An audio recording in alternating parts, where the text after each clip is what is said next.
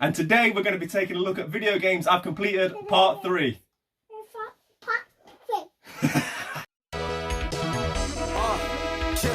Well, you know about retro ghetto, collecting and playing retro. Street Fighter on the Nintendo. I'm a veteran at this, not a pro.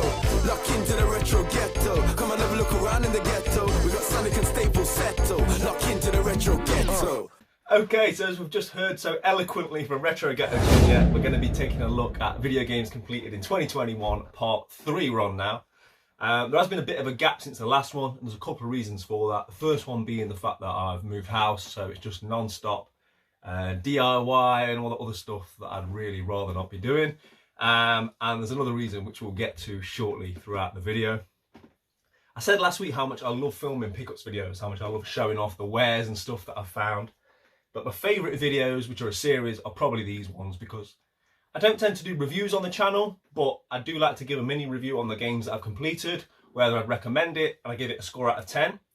These are the games that we've done thus far in 2021, so you can see the standing. And what we're going to do is rank I think I've done 7 more games to add to that, and then at the end we'll bring the league table back up and we'll see if there's been any big changes. Okay, so the first game that I want to talk about is Run Saber. I was lucky enough to find this relatively cheap, box only, on eBay, because this has turned into quite a valuable game now. An Atlas game, so you know they always tend to hold their value. I was fortunate enough to be able to piece it together with the cartridge, so just the manual that I need now. But yeah, I played through this game and I did enjoy it, I must say. One of the benefits, I think, of buying expensive games is I think it gives you more impetus to play them and get your money's worth, so to speak, rather than just looking at them on a shelf.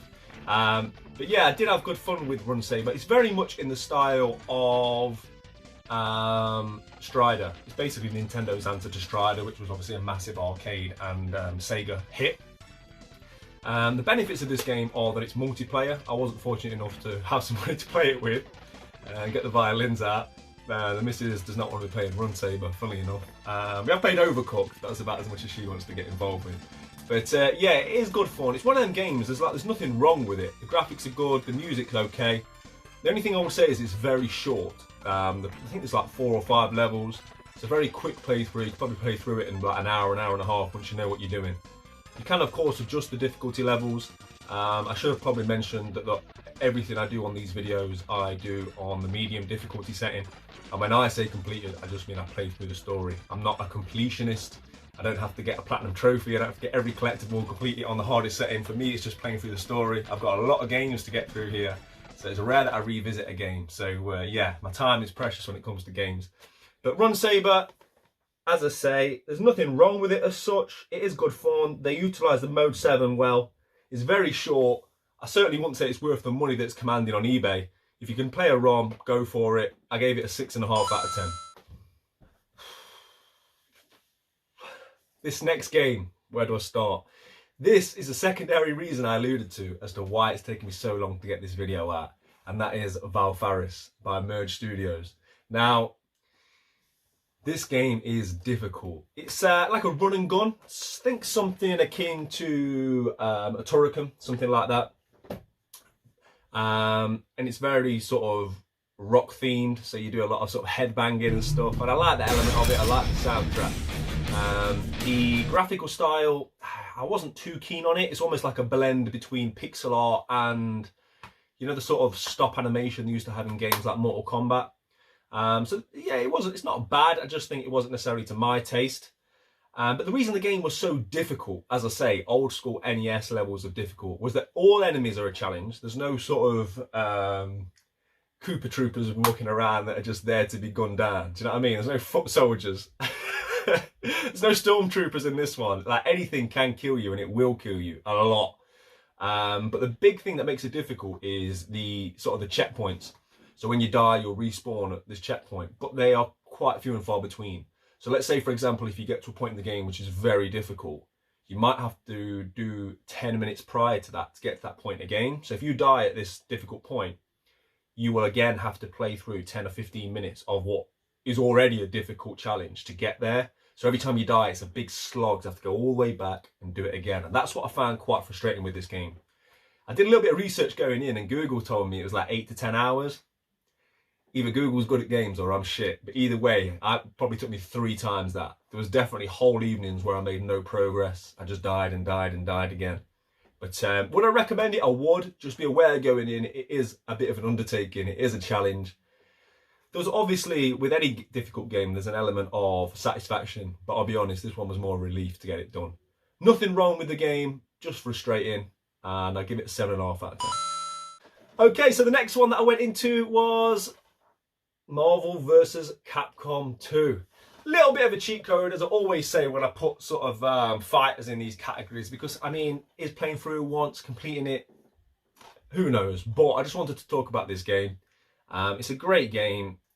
It's different enough from the Street Fighter series that it's definitely its own. It's 3 versus 3, and what a roster of characters. You know, if you go from Marvel and Capcom, there's so many great characters in here. The art style is as good as you will see on the PlayStation 2. The colours, the gameplay, it is an absolutely fantastic game. I cleared through it with Ryu, Wolverine, and Sakura, I think. Which is a little bit because I'm a Street Fighter guy anyway, so I already knew the movesets of those characters going in, and Wolverine was just great fun to play with. But that's what this game is. It is great fun. And it's one of them games that's got levels, so you can put as much into it as you want to. You know, if you want to play it on the hardest difficulty setting, and there's so many characters to explore, this game really is a 10 out of 10 game. But I'm rating games as I see them, and you know, rating it for my own hands-on experience with it. I'm going to give it an 8. And this, as I say, the sole reason is because there's absolutely nothing wrong with this game. The reason I'm not giving it a 10 is just because I simply haven't given it the time that it would deserve to get there. If I wanted to put enough time into this to really master this game, to go through all the characters, to be able to beat it at its hardest difficulty setting, to, you know, find ways, which I'm sure there are out there, to be able to play this online and play it competitively, there's no doubt this is a 10 out of 10 game. But from my experience, just casually playing it and just having to play around with some of the characters and going through it on the medium difficulty, I'm going to give it an 8, but 100% would recommend this to anybody. Okay, so the next game, bear with me. Finally got some use out of this big ugly thing here, and that was Alien vs Predator, which was only previously released in the arcades due to sort of licensing disagreements and things like that. It was nice to finally blow some dust off the Capcom home arcade, which I won't go into too much depth on, but thankfully I got mine cheap because I think they are very overpriced for what they are. I like it as a decorative piece, to be honest. The design's not for everybody. But anyway, enough about that. I really wanted to play through Alien vs Predator. This was almost like the big title on the Capcom home arcade because, as I say, it had never really been released previously for home use until now. So I was definitely intrigued by it. I'm that generation that just missed out on arcades, so I didn't have that nostalgia for some of these arcade games. I'm more of a retrospect with that. I enjoy going and playing the old stuff now, but I don't as memories as such because, as I say, I just sort of missed that that time, if you like. But yeah, it's a very, very solid game. There's nothing to not like here. The graphics are great. I like the array of different enemies. There's a lot of different alien types here. And what I really enjoyed was the 4 playable characters, all of which were very unique, very different. You can play as a Predator, play as an alien, play as what is basically Arnold Schwarzenegger. And the character that I enjoyed playing through the most, I can't remember her name, bless her, I'll put it on the bottom. But the young female protagonist, she was brilliant. She had her own gun. There's a lot to like about this game. When it comes to me scoring beat 'em ups, I'm quite harsh because I do feel that they are very simplistic, which is not always a bad thing, but it's very difficult to compare that to what on the other games I've played this year. Uncharted 4, for example, it's very difficult to compare the two. So whilst I'd say there's absolutely nothing wrong with this game and what it does well, and I would definitely recommend anybody that wants to play it for just an hour or two's fun. I'm going to give it a 7. As I say, no slight on the game. It's just that when it comes to beat 'em ups, I just think they're a bit of fun, pick up and play. They're never going to be my game of the year. Okay, so we're now moving on to Dreamcast. And that's what I love about doing these lists. You really can sort of see the variation. And if anything, it sort of forces you to be more varied. I've consciously thought to myself previously, I've played like 3 Switch games in a row now. I'm going to switch it up a bit, pardon the pun. So yeah, I really do enjoy that aspect of keeping these lists and keeping a score, that it does encourage me to play different systems and different genres of games. So we now go on to the Dreamcast, as I say, and I played through Gunbird 2. I was really happy to have found Gunbird 2, another one which is increasing in price, and this is great fun. What I would say straight off the bat, I find shmups, or whatever you want to call them, very difficult. I'm not a purist when it comes to it. I've only recently discovered shoot-em-ups. There's a big one I'm currently doing my best to play through, which hopefully I'm on my next games completed list. So yeah, I don't think I played this on the average difficulty setting. I think I played it more towards the easier settings. If I remember rightly, there's about 8 settings on this, and the last one being like baby or something. I didn't quite play it on that one, but I think I was like a couple away from that. So it wasn't overly difficult. It did take me a couple of playthroughs, but it's just great fun. And the graphics here are absolutely fantastic. The colour palette. I mean, the game is batshit crazy, right? Let's get that out there straight off the bat. I played as a young woman who, I think my goal was to try and get drugs, right? Which sounds a bit like some of the areas I've lived in previously. But yeah, I think you're trying to get different drugs. And then at the end, I had the choice to give them to someone or give them to my mum who was sick. So obviously, you know what I mean, I'm giving them to my mum. Anyway, I gave her these drugs and they must have been steroids because she turned into some like muscle-bound freak. So yeah, it's a crazy game. What I will say is similar to Marvel vs. Capcom. This game is probably as good as you want it to be. It depends how much time you want to put into it. If you really want to become a purist with this, you want to play it on all the difficulty settings, complete it with all the characters and really learn the ins and outs and the depth of this game, I'm sure it can be a game which is very high on people's scores, and I get that. Again, I'm only rating it on my experience. My experience was that it's great fun. The graphics are fantastic. The music was great. I don't often revisit games, but I'll definitely be playing this again in the future with the different characters. And yeah, I gave it a solid 7.5. Okay, so we start with Super Nintendo, and we're going back there with this one. This is a game I'm not going to say too much about, to be honest, simply because I might have a video coming in the near future, which this will be a part of. It was supposed to be this week's video, but you know, things happen. So hopefully we'll be doing a bit more of an in-depth look at this game soon. But that is Teenage Mutant Ninja Turtles. Oh, they always change it, don't they? I never know if it's Turtles or Heroes. This one's Teenage Mutant Hero Turtles Tournament Fighters. I was actually pleasantly surprised by this. I remember when I got it, I just sort of put it in the machine to make sure it works, as I often do with cartridge-based games. I didn't really give it the time it deserved, so this was the first time I'd really sat down and played this game, and I was genuinely shocked by how good it was. There's a lot in here which has been taken from Street Fighter. Now, that's not necessarily a bad thing, right? And they do it very, very well. I would arguably say that the graphics are even better on here than they are in Street Fighter.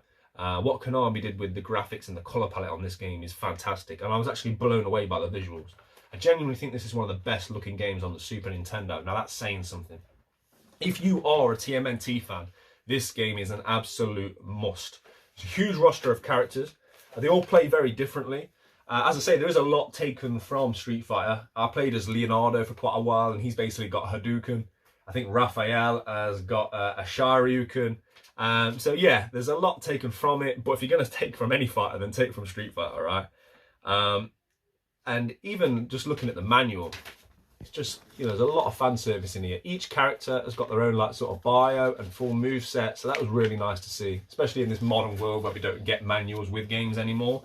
I really did enjoy this one. There's 2 modes, which aren't too dissimilar, to be honest. There's tournament itself, where you just sort of play through the roster of characters, and it looks like you earn money, but I don't think you can do anything with the money, so I'm not sure what the point of that is. And then there's a story mode, which gives you a very sort of loose story where, you know, you're trying to rescue April O'Neil and then Splinter. You know how it goes, right? But yeah, there's a lot here, especially if you're blessed enough to be able to play it multiplayer. As I say, Mrs. Retro Ghetto is not interested in playing Teenage Mutant Ninja Turtles Tournament Fighters, I'm afraid. But definitely recommend this one. I was so pleasantly surprised by this game. And I feel like I wouldn't say it's a hidden gem. I'm not saying that Metal Jesus should make a video on it anytime soon, because, you know, people are aware of, you know, Konami games and people are aware of Teenage Mutant Ninja Turtles, but I don't think it gets talked about enough. I certainly haven't heard a lot about it, for saying how good I thought it was. I gave this a 8 out of 10, and as I say, get involved. Okay, so I've saved the best for last, not purposely, just coincidentally, because I try and talk about these in the order that I played through them. This is a game that I purchased for my hip hop in video games video that I did a while back. If you're new to the channel and you haven't checked it out, please do. I put a lot into that one. I really enjoyed making that video, being a big hip hop and video games fan. I try to speak from more of a documentary point of view. But anyway, that is Def Jam Fight for New York. What up, what up, what up? You know it is SP the Ghost, LOX D Block. I'm here to tell you to tell everyone. I'm telling everyone and telling you to tell everyone. Subscribe to the Retro Ghetto. You heard me? Subscribe to the Retro Ghetto for the best content in retro video games and collecting on YouTube. Period. Now, it's just a moment in time, this game. It really is. It takes me back to, sort of the early 2000s, that sort of hip-hop era. Baggy throwback sweaters and jeans and Timberland boots, and the roster of characters on here is fantastic. Just quickly, some are on the back: Bone Crusher, Bubba Sparks, Busta Rhymes, Capone, Comp, Crazy Legs.